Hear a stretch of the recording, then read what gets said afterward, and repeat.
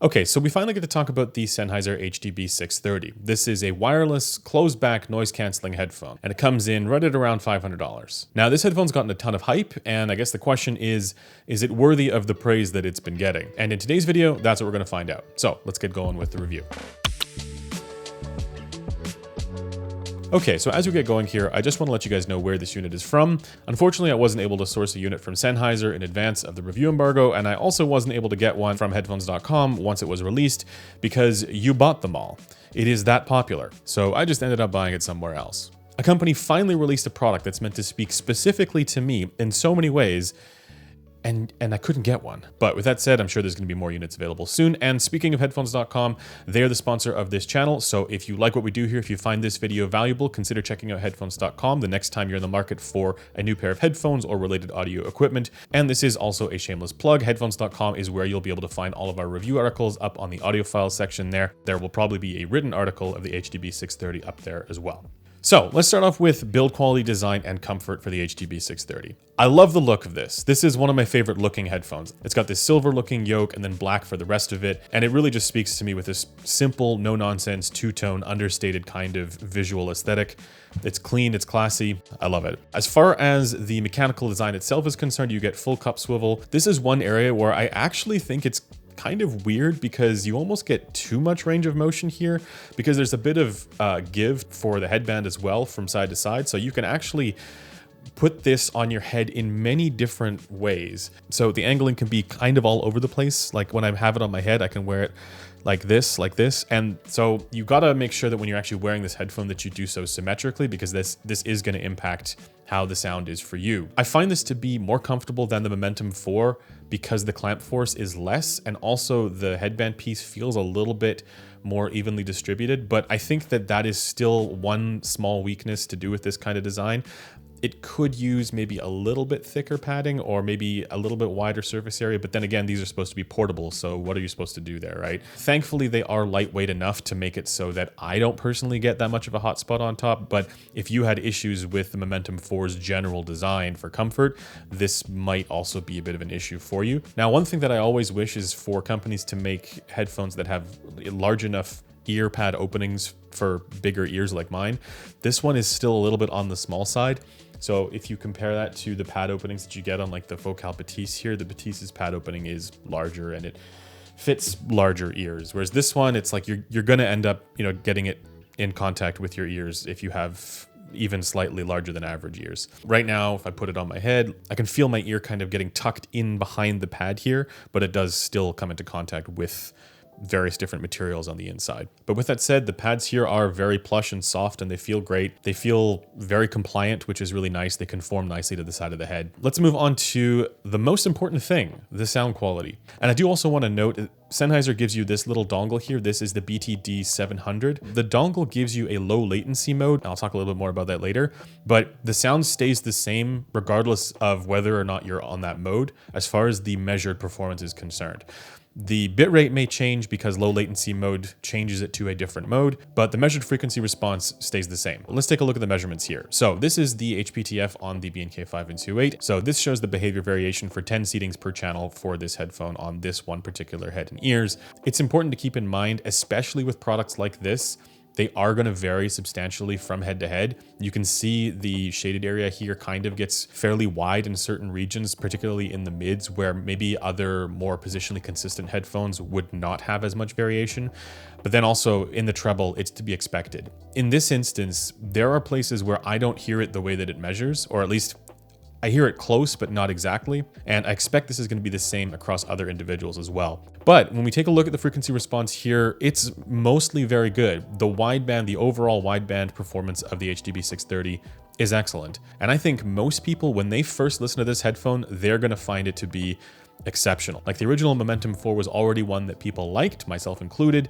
This one is a meaningful step up over the Momentum 4. So this isn't just Momentum 4 Plus, this is like Momentum 4 Plus Plus when it comes to the sound quality. And particularly to do with the bass. The bass on this is awesome. If you compare this to the bass on the Momentum 4, there's less sub bass overall, but the bass quality is so much better. So less sub bass overall makes the bass sound less slow, makes it sound more hard hitting, more impactful. You know, it's still got a satisfying sense of sub bass down low, but it's not drowning everything else out. This gives you exactly the kind of bass that you want, where it's a nice balance of, you know, physicality and intensity without being too boomy, without being too muddy, without being too slow sounding. And this is a more neutral presentation overall than what you got with a Momentum 4. And it's a more neutral presentation than many. Like, it's more neutral than what you get with the Bose or the Sonys. But that's not to say that the bass doesn't stand out dramatically on this headphone, because it does in very good ways. Now, that's the best part of this. I think the bass is phenomenal here. Things do get a little bit on the wonky side for a couple of regions in the mid-range, and this is where, when you start to pay attention a little bit more closely, some of these regions, some of these bands stand out a little bit. And so particularly for the mid-range here, there's a little bit of a forward character between 1 and 2 kilohertz. On its own, that's not really that bad, and I don't really knock it all that much for this. I instead notice more there's a forwardness to the low treble between 3 and 4 kilohertz. And this makes it sound like just on the edge of being shouty. I won't say it's like fatiguing or glaring, but it does sound like a little bit just like a little bit on the congested side for that region. And then in the treble is where it's not my favorite treble, I'll just put it that way. There's a sneaky darkness to the treble here. And I say sneaky because I think when people first listen to this, that's not going to be noticeable, because there's quite a lot of upper treble. It's going to come through with a lot of sort of airiness and shimmer and this sort of, you know, splashy, crashy kind of sound. For cymbal hits in particular, you really notice the upper edges of those tones coming through. But there is a little bit of a lack of focus for the mid treble. So the mid treble is more withdrawn here. And this does, I find at least, make it that more sort of clenched sounding treble, where it's just a little bit on the stifled side. It doesn't sound quite as effortless or complete as it otherwise should, in my opinion. And on my head in particular, and this is where I don't hear it quite the same way that things show on the graph, on my head in particular, there's a bit of a resonance at like right at 11 kilohertz, like 10.8 kilohertz, something like that. In relation to that more relaxed mid-treble character, this sort of stands out a little bit. Now, this is where Sennheiser has made the most I told you so product of all time. This has parametric EQ built into the app, and it's awesome. So my nitpicks to do with the treble can mostly be alleviated here if you know what you're doing and you're paying attention to the right things. I just want to note though, what I'm saying here about how this sounds to me, that might not translate to you. You may have an extra sensitivity to the mid-treble band, and so for you, this might not be an issue whatsoever. Or for you, the behavior with this headphone might be such that you're getting a totally different effect there in the mid-treble. Like maybe you are getting more mid-treble, or you're getting less upper treble. This is just sort of how it sounds to me subjectively, and so the tweaks that I make with the parametric EQ function in the app, they are unique to me, and I don't expect them to necessarily translate to everybody. So with the parametric EQ function, it is in the advanced settings. This is a very good implementation. I get the feeling that a lot of companies are scared to give the user base the advanced tools, but I promise you, this is what we want. This right here, what they've done here, the way that they've implemented this app and how it integrates with this headphone and even the default sound signature that this has here, this is exactly what we want. Give us the canvas to be able to paint the sound quality that we want. This is a stupid analogy, but you get what I'm saying. Despite my inevitable grumblings about the treble, it is a very good platform for this. And once you dive into their app, you're able to personalize the sound to your heart's content. While I say to your heart's content, there are limits to the parametric EQ function. You get 5 bands of parametric EQ here, and you can't like go crazy with the overall adjustment. I think it goes up to like plus or minus 6 dB or something like that. But if you need to do more than that, then there are bigger problems. And this headphone doesn't really have problems that big. So this is, in my view, a very sensible implementation of parametric EQ in a consumer-oriented device. And also, I like the little touches here. They give you the option to toggle the EQ on and off, or to like bypass it, so you can kind of tell if your adjustment is something that you're actually going to like. I like that they're trying to steward people to their ideal sound preferences, right? That's a nice thing. If I had one bit of feedback, it would be nice to be able to actually just input the specific values here rather than using the sliders, because I find it's kind of tough to be fine-grained with your adjustments on the sliders if you're fat fingering it like I am. But you know, in general, this is a very, very good thing. So big thank you to to Sennheiser for doing that. Now with the app, Sennheiser has given you 2 different levels of crossfeed if you want to use it. I always find this just makes music sound worse, but there are genuinely good reasons to use it, particularly if you're listening to a more old-timey recording where the percussive instruments are like hard pan to one side or something like that. The crossfeed can be genuinely helpful, so I suppose it's good that they're offering it, but I would rarely ever use this feature. Now, I just want to talk a little bit about the noise canceling performance here. The HDB 630 is about what you would expect. It's not as good as what you get with the Bose QC Ultra or the Sony WH-1000 XM6, but it is still acceptable. It does the job, and it does so without any background hiss. But I think you're going to have to decide what's most important to you here.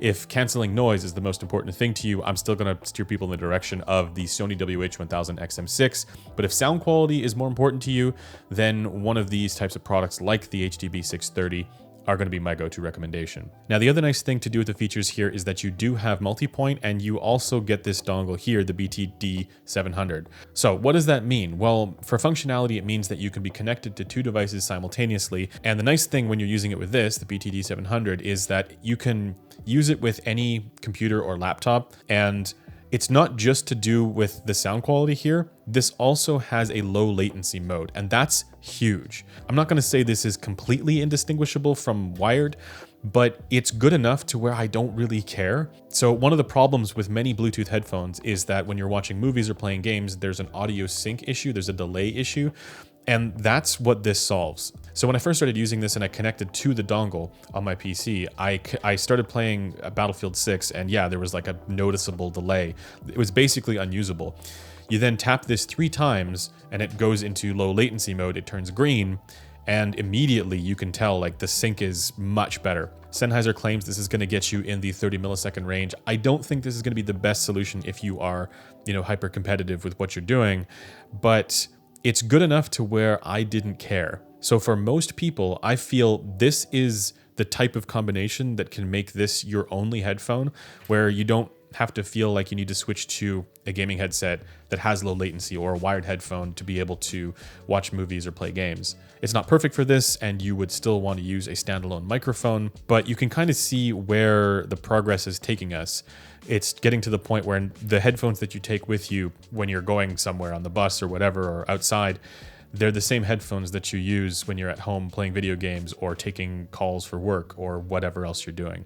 And I really like this. Like, again, I can't tell you how frustrating it is as a PC user who's gone through many iterations of computers that have had shitty Bluetooth controllers to have something like this, because it kind of changes how we use these devices. So this thing is awesome. So there's obviously a lot more to this. There's improvements to the battery life as well.